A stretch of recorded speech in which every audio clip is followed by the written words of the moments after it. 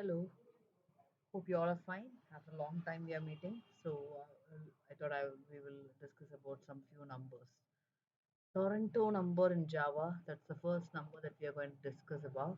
So what is Toronto number?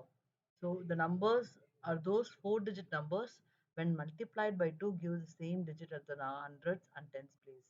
Remember that the input number must be a four-digit number. Okay, so these are the examples of Toronto number. Just go through.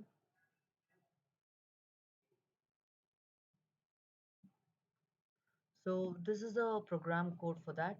So we take the input of the number. After we take the input of the number, it is stored in another variable called as n. And you see here, I'm just multiplying it by 2, and then I modulus it by 1000, and then I divide the number by 10. So then I'm just checking whether the number is modulus by 10 is equal to the number divided by 10. Then we call it as a Toronto number. So this is the logic. Hope you understood the logic, but just go through that and do it once again so that you will get to know how the Toronto number works. Next type of program, we call it as ugly number in Java. The ugly number is another special positive number in Java.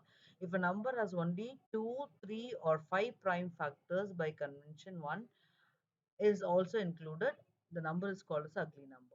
So 27 is not an ugly number because its prime factor contains 7.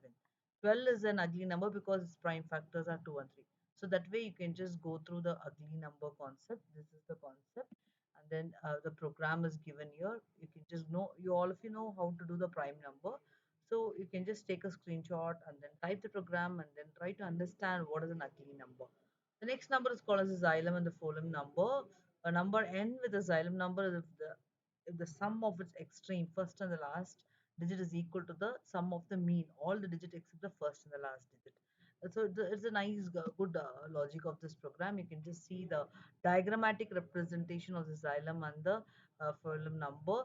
So here, if you can just see that 4, 3, 2 are the middle numbers, and some of the digits will be equal to 9, and even the extreme digits 3 and 6 is also equal to 9, then it is a xylem number. And the phylum number, if you see, you just see the sum of the mean digits and sum of the extreme digits should be equal to the same number. So this is the logic for the xylem and the phylum number. You take the input of the number and then you do the modulus and then you check the value. So this is all about the new program with the number based program. Hope you all would have understood this logic. Please try it out and then uh, do a lot of programs based on number based. All the very best.